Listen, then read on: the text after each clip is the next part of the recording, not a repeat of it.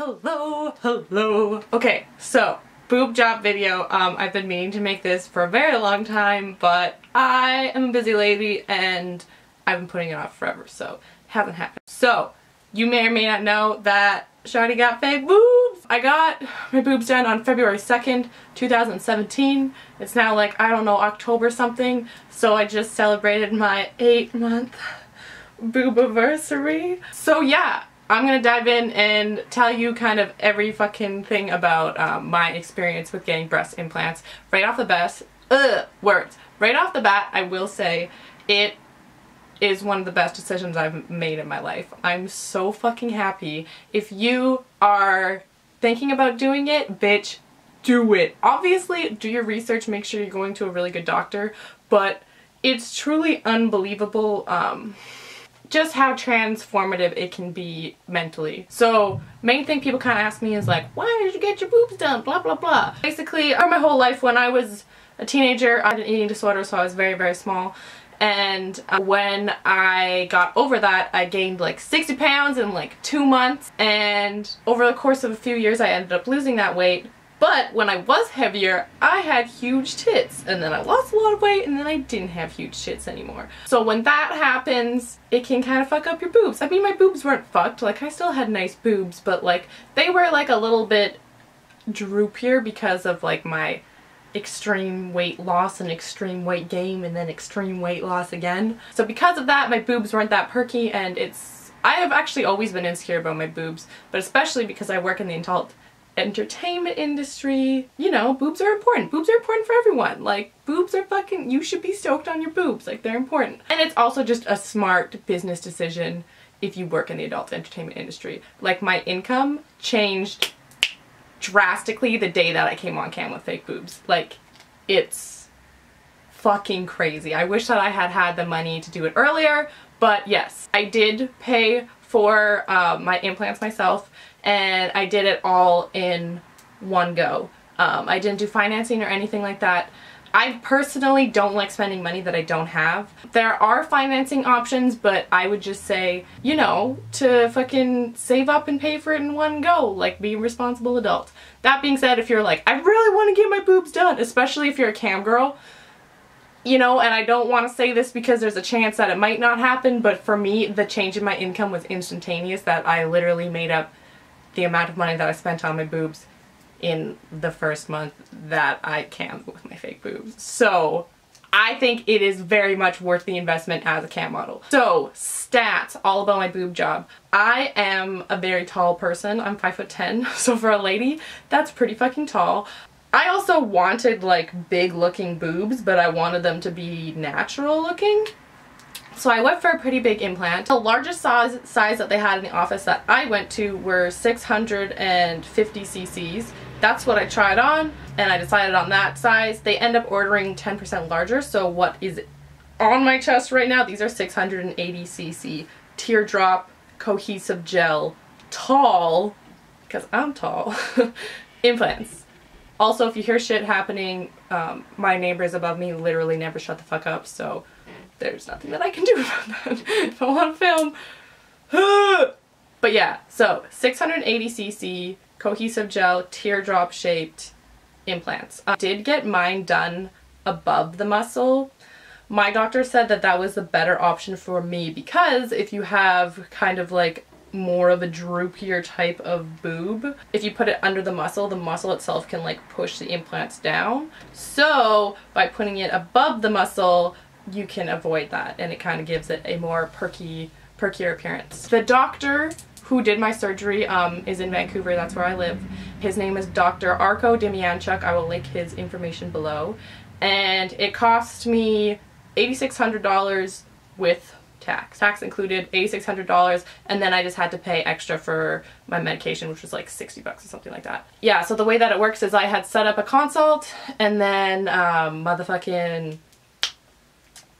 I went home, I thought about it, and I was like, yes, this is the doctor for me. So I called them, I set up an appointment for my surgery in February, and I set up a pre-op appointment in January, and I paid for my surgery at my pre-op appointment, and yeah, and then you're good to go. They set you up with everything. One thing that people ask me a lot is how bad that it hurts.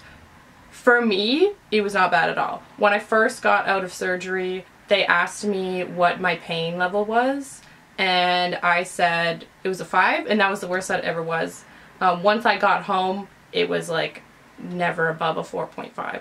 That's because I was really on top of taking my medication. So make sure you're on top of taking your medication. So I took note of everything that I did that helped a lot and everything I didn't do that would have been really helpful. So these are all tips and tricks from my experience with the surgery. Wear pants with a stretchy waistband like pajamas. I was wearing yoga pants that were kind of like tight at the top, and it's like, I had no problem going pee by myself after surgery. That was totally fine. I know that other girls do.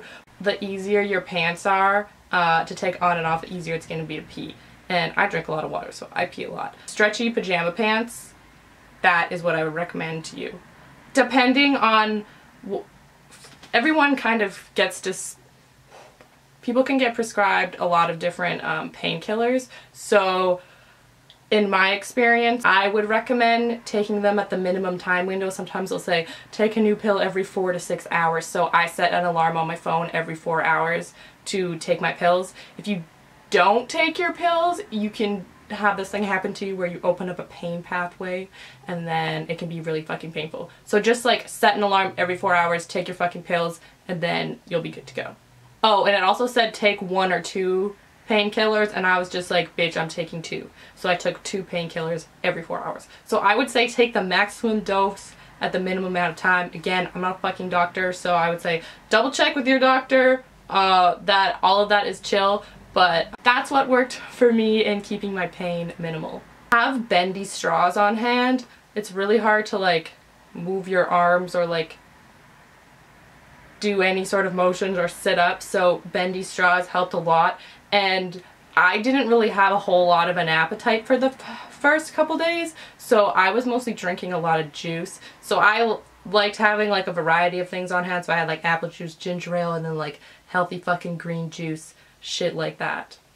Have lots and lots and lots and lots and lots of pillows. I am known for having an epic fuck ton of pillows, and the more the fucking merrier, because sleeping with fresh implants is real difficult. So I feel like the more pillows that you have, like I had a body pillow, and I can't remember what that fucking pillow was called, but it looks like this. One of those pillows, then just like a bunch, and then you can kind of just like figure out something that is comfortable and works. Get 2 long ice packs. I pretty much was icing my chest, I think, non-stop for the first 48 hours, and it helped a lot. But obviously, like, the ice pack would thaw and then you'd have to switch it out, so I'd recommend getting 2 of those. But yeah, icing really helped to keep the pain down, and it also just feels like really fucking good. So 2 ice packs. Oh, and tea towels. Tea towels to like wipe tea towels to wrap around the fucking ice pack. When you are getting your prescription filled, ask for pop-off caps, because normally they come with the screw-off ones that you have to push in that are child-proof. And I remember like I had to like put my bottle between my knees because I didn't get pop-off caps, and that would make it a lot easier. Have Tylenol on hand for headaches. Again, because everyone is prescribed a different painkiller, there could be a drug interaction there, so check with your doctor or pharmacist that Tylenol is okay to take with your medication.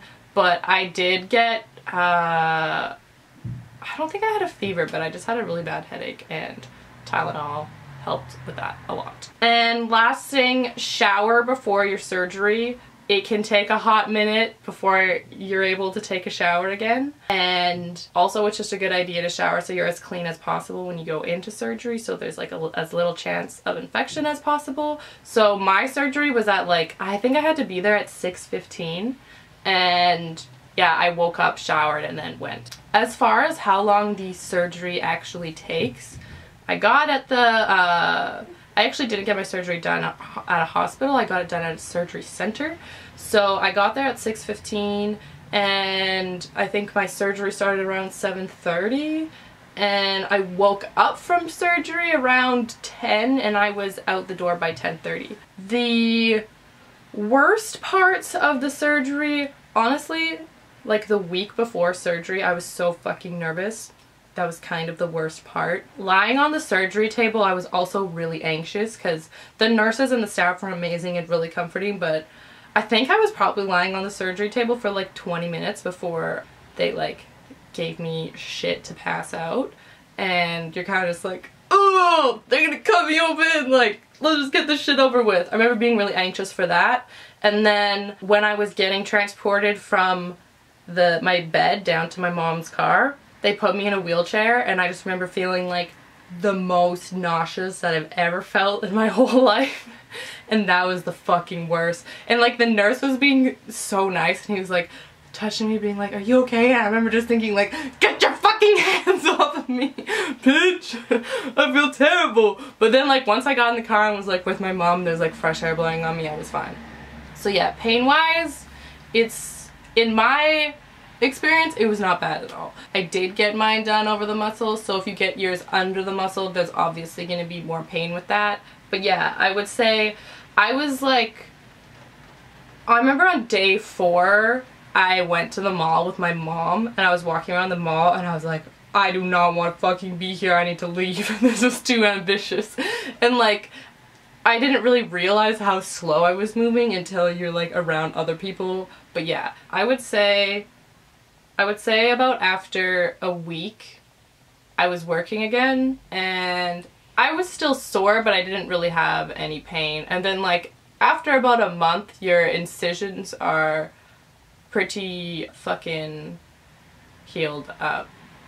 That's one thing, is like, I guess it depends on how big your implant is, but because I forgot to mention that, I got my incisions in the breast fold, and it just feels weird when you first get out of surgery because your skin feels like too small. Like your skin feels like it's being stretched, which sounds gross. It doesn't feel that bad. You can like feel the implants weighing down on the incision, so like standing up is kind of uncomfortable, so that's why I preferred lying down. One thing that I don't remember what the painkiller that I was on that I had was called, but one thing that was honestly, I guess, the worst part about the recovery is that the medication that I was on, it gave me really intense sleep paralysis and also lucid dreams. So sleeping was just like, I just like didn't want to sleep, but I knew that I needed to, so that sucked. But for me, I found that I couldn't sleep how I normally did, like a full like 8 hours. So I was having, for maybe about the first 4 or 5 days, I would like sleep for 3 to 4 hours,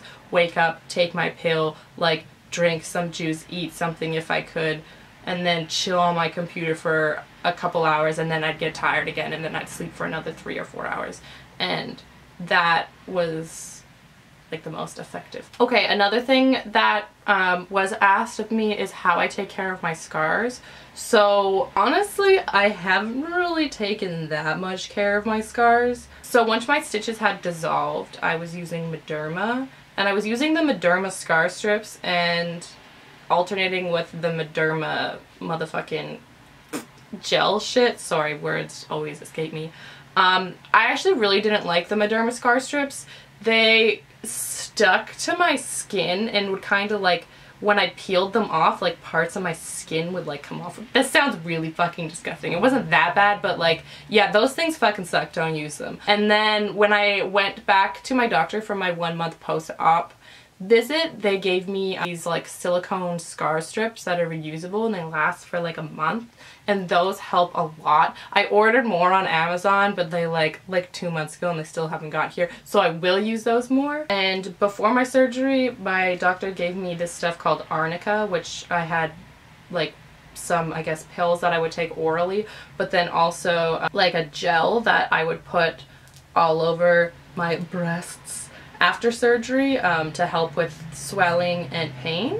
And somebody tweeted at me and told me that like that shit was good for scars too, and I've been using that recently and it has helped a lot. Sometimes I rub coconut oil on my boobies after I'm out of the shower. And yeah, my scars were like really fucking red up until maybe about 2 months ago, so I guess around 6 months.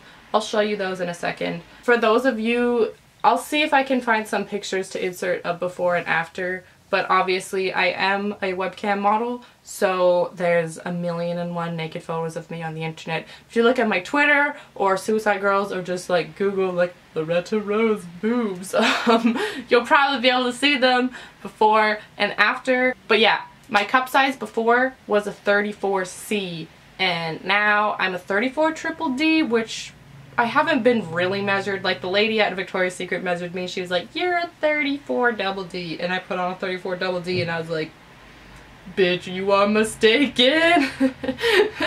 These do not fit in that. So yeah, I need to go to like an actual bra place because my boobs don't really fit in bras at Victoria's Secret, but like I try to make it work because they have really cute shit. Anyways, I'm gonna show you my boobs now. These are my boobies. So everyone seems to think that they look pretty real. I mean, I think that they look fake, but like dudes that come into my chat room are like, "Wow, great natural tits." So yeah, they look pretty real. If I like lift my hands over my head, they look a bit more fake. But they're like super fucking gushy, and yeah, they act just like real boobs. Everyone that feels them are like, yo, they totally feel like real boobs.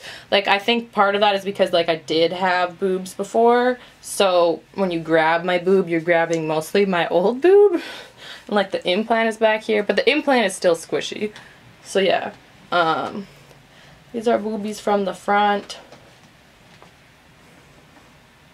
boobies from the side, and yeah, so because I got that teardrop shape, it's like a little bit more. If you want natural looking implants, definitely go for the teardrop shape.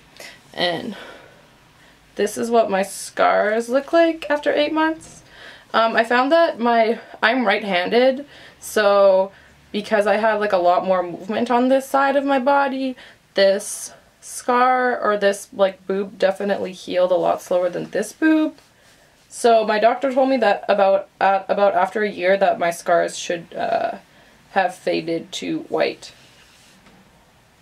So yeah, that's my boobs. Again, if you want to see what my boobs actually look like, just fucking Google me.